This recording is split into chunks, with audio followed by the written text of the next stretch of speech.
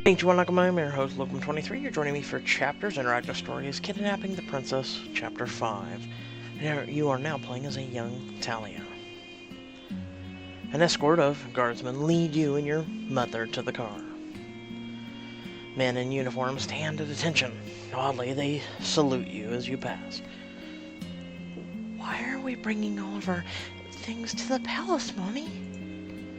Are we gonna be staying with Sybil's family for vacation? Start the motorcade, Roberto. I want to reach the palace before dark. Mommy looks pleased as she leans back in her seat. You so rarely see her smile. I can't wait to see Sybil. She's my best friend. Mommy, I'm gonna ask her to play the harp for me and to read me stories. I love reading stories with her. I can't wait. Your mother glances at you, but says nothing. Her smile fades. You reach the palace at dusk. The whole staff and security is there to greet you. The procession is much more formal than usual. Then you're ushered straight to a bedroom. Sybil, are you here? The bedroom is empty, and your eyelids flutter. You climb into the bed. The guard keeps you awake with their voices. Still hard to believe that what happened to them. I know what you mean, sir. Did they ever find the child's body? Police told EU inspectors that they did. Before they mysteriously closed the investigation, or after? That's enough loose talk, Sergeant. The guards are scaring you with their conversation. What should I do? Ask what they're talking about. What's going on? You're scaring me. My apologies for speaking out of turn, Lady Talia. It won't happen again. See that it doesn't, guardsman. Your mother strides resolutely towards you. And you will address her by her proper title in the future. Of course, pardon, of course, Your Grace. I'm not going to have a problem with you, am I, Kiara? I serve the crown, Your Grace. Good. If I may, a steed with ribbons adorned. Its mane was found in the stables at the villa. It was brought here as a possible evidence. Dispose of it. We don't want any reminders of the unfortunate incident upsetting the princess. Return Talia to her room and see that she stays there. Yes, Your Grace. Why are you talking like I'm not here? Where's Princess Sybil, Mom? The guards share a quick look. We will discuss the state of affairs in the morning. This is your bedroom. Now go to bed. Okay, Mom. She leaves. The guards escort you into your room. I think I remember you. Your name is Kiara, my princess. Princess? But I'm not the... Again, my apologies. She hurries out and then locks the door. With a sigh of concern, you look again at the bedchamber. Wait, isn't this Sybil's room? Go to the bookshelf, go to the window. Go to the window. Less sleepy now, you go to the window and peer outside. The pond in the courtyard garden where you usually play with Sybil is dark and empty. After a while, you see two figures emerge from opposite sides of the courtyard. Is that Ronaldo? What's he doing? Ronaldo approaches the woman. I've never seen Ronaldo hug somebody. Who's she? You gasp. Ronaldo is hugging your mother. That is very strange. Worried and confused, you climb into bed again. Where are you, Sybil? You should be here by now. I miss you and I'm scared. You awaken the next morning to a knock at the door. Mother immediately enters. She seems happy, but her mouth is flat when she sits next to you on the bed. You might be wondering about some things right now. Yes, Mommy. Why are we here when Princess Sybil's family isn't here? For the first time in 2 days, your mother looks uncomfortable. Talia, you're princess now. But Sybil is the princess. She was, now you are. Do you understand? No, that can't be. My tutor of the government says that there can only be one princess. Yes, and he also taught you that if something happens to the royal family, the Duke and Duchess become king and queen? And now that Sybil's gone, you are the sole princess. You feel the blood drain from your face, and even as your heartbeat quickens. Gone? But where did she go? Your mother takes a deep breath. She now appears very uncomfortable with your talk. She perished in the fire. Perished? Does that word mean... She's dead, Talia. She and her parents died in a fire at the royal villa. Your eyes widen as panic flutters in your chest. That can't be true. But... Use logic. If I'm princess, then you must be queen. But you're not. Irritation crosses your mother's face. I am, and don't ever suggest otherwise. Do you understand me? The coronation will be tomorrow night. But who will be king? You don't have a husband. Again, mother's eyes widen in annoyance. She looks like she might slap you. I do not need a husband to rule. But never mind that. The important thing is that the throne is ours. No way, the throne is Sybil's. She's gonna be queen someday. Everything I said was true, Talia. Sybil is dead and so are her parents. You burst out crying. Why? Why is she saying such things? Your mother puts her arm around you to console you. I know you're sad about your friend Talia, but you'll make so many new friends. The world will be dying to know Princess Talia, and what a fine young woman she'll be. You're going to be a very important person, starting now. Isn't there some part of you that is glad for that, despite all the rest? All the rest? Is that what you call it? You slap her hand away when she tries to touch your hair. How can she be so cruel? She wouldn't. This is all some elaborate trick. It must be. I don't believe you, Mommy. You're lying to me. Your mother loses all pretense of tenderness. She stands up. From now on, I'm the Queen of Naorima, and you're my heir and princess. And the sooner you accept it, the better. Stop it. Stop lying to me. Ignoring you, your mother leaves, slamming the door behind her. Sybil can't be dead. She just can't. 9 years later. You're standing off to the side reading a book while others enjoy the party. There you are.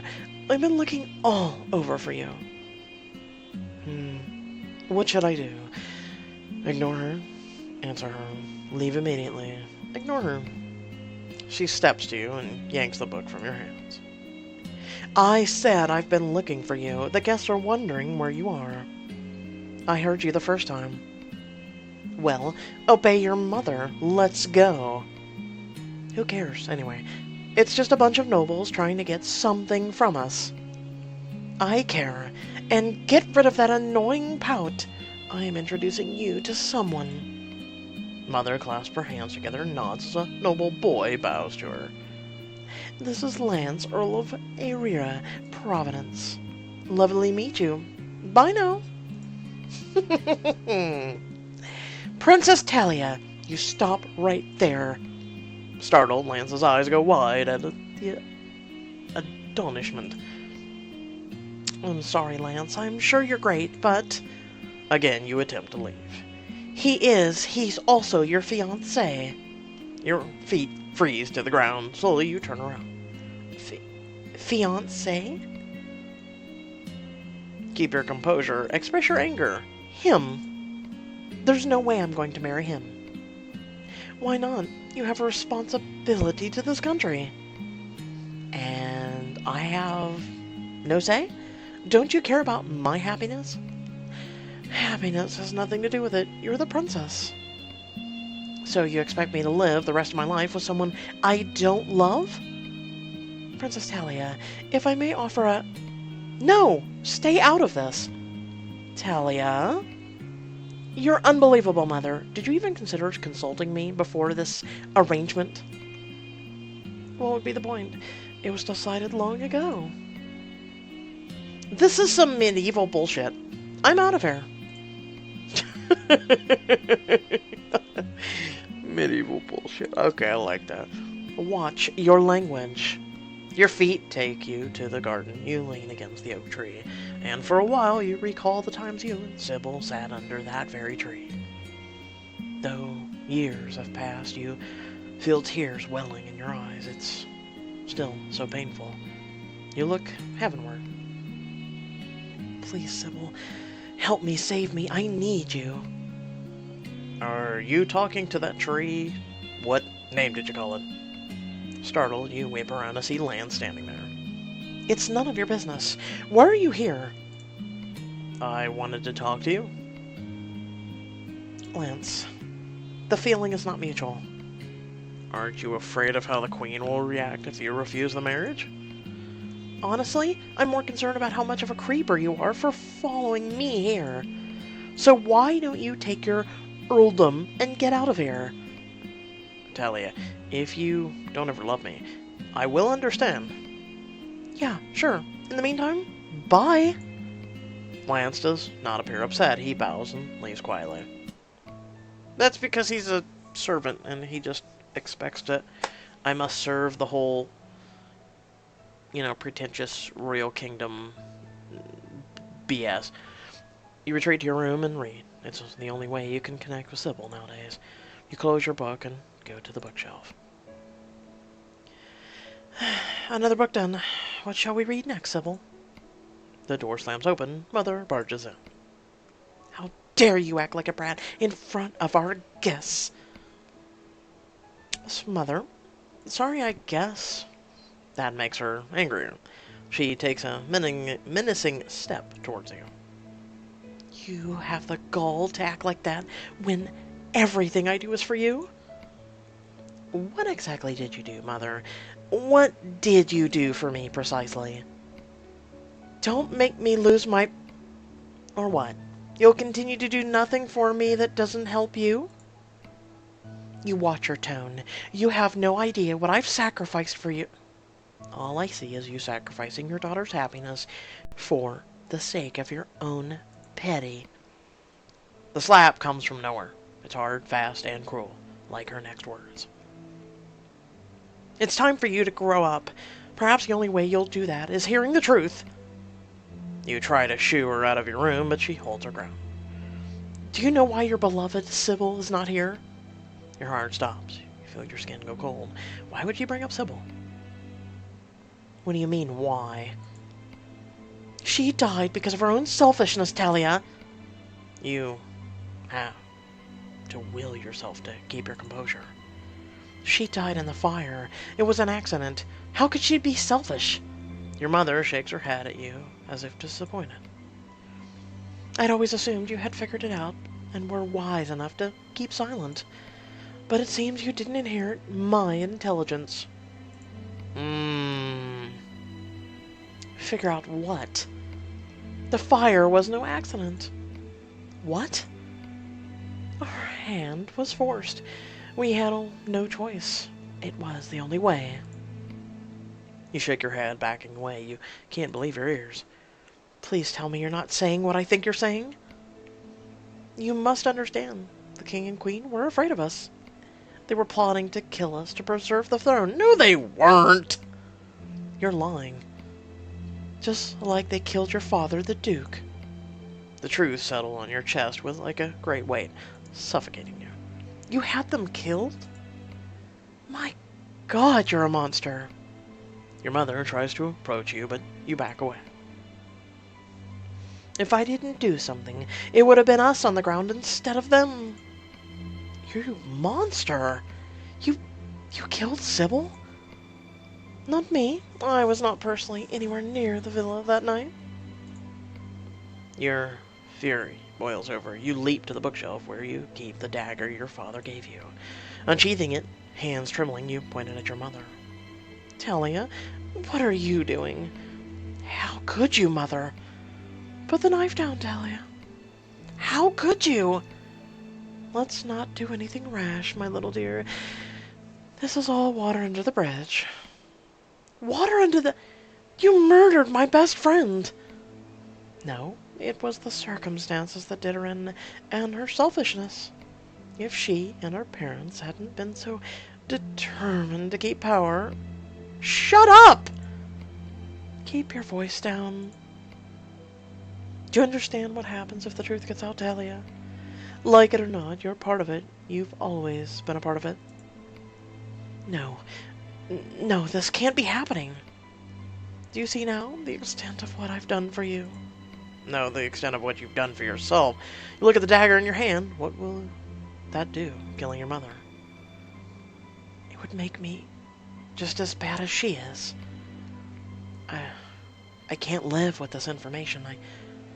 I can't live out my life pretending to be the princess when the real one, my best friend, died by my mother's hands. Now put down the knife, Talia. You aren't going to hurt me. No, you're right.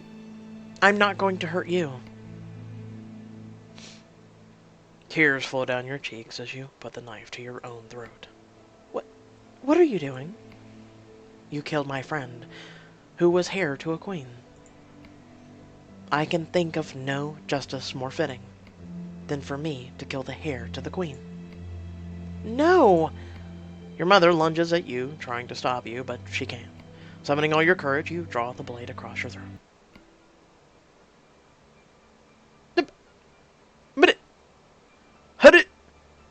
I'm so confused. Talia, are you alright? You wake up, sweaty and tangled in the sheets. Instantly, your kidnapper is there by your side to comfort you. You've now been her captive for almost 3 months. The two of you have settled in a kind of a truce. Your captor still has not tried to ransom you. Meanwhile, you're making progress in your quiet campaign to tame her criminal side. What's wrong? Why are you crying? I had a bad dream. What was it about? So is that why maybe she wears the choker? I dreamt monsters were chasing me. It was nothing. It was nothing. Forget it. I don't believe that. You wouldn't be crying if it wasn't something personal. Is my kidnapper showing concern for her captive? No. I don't care what it was. Cry all you want. Thank you for your permission. Oh, the spelling errors. You guys really need to fix these. After the loneliness subsides, you wipe your eyes and attempt a smile. I thought my time here would be much worse, you know. She turns away as other thoughts seem to consume her. I may even be a tiny bit sad when you finally ransom me off to my mother. Don't talk about that. That's my business. I'd have thought you'd have done so by now. But maybe you might be a tiny bit sad, too. Maybe if I kill you, which I might. I'm not exactly sure what you want, but I don't think you want to kill me. Suddenly she gets angry and she whirls on you, putting a finger in your face. Stop pretending to know me and stop trying to manipulate me. Okay. I hate you and your entire horrible family. I want to see your mother dead. Dead. Don't you get it? Look around. I'm dedicated thousands of hours and millions of euros to this. I'm going to destroy you and your precious queen mother. Don't you understand? You sit there quietly and passively. She seems to be done expressing herself. I do understand. Good. You get up from the bed, go to a drawer, and take out a towel. Well, don't you have anything else to say? Not right now. Then, what are you doing? I'm going to take a shower. Only then does her anger begin to fade. She merely frowns at you. You know, you shouldn't push her too far. Domesticating her is dangerous, after all. She's not at all the girl she used to be. Still, you can't help but give her one more nudge. There's room for 2 in the shower. She starts for some, but stops herself. If you'd like, you could No. I mean no. I have kidnapper things to do. Well, if you change your mind... Sybil almost trips over herself in her haste to leave her room. While undressing, you muse over Sybil's reactions. She is still struggling with herself, still conflicted. When you first got here, you were losing badly, and now you are winning. Wearing nothing but your choker, you step into the shower. The water is warm and feels like gentle fingers on your skin. You wet the soap and begin running it up and down your arms, your hips, your legs. She must think that you were too young to recall, but your only happy memories were with her. Don't you understand yet, Sybil? I remember you. You told me to pretend. Well, I am still pretending. Pretending I don't know that my best friend is alive after all this time. Pretending she hasn't spent her life becoming my enemy.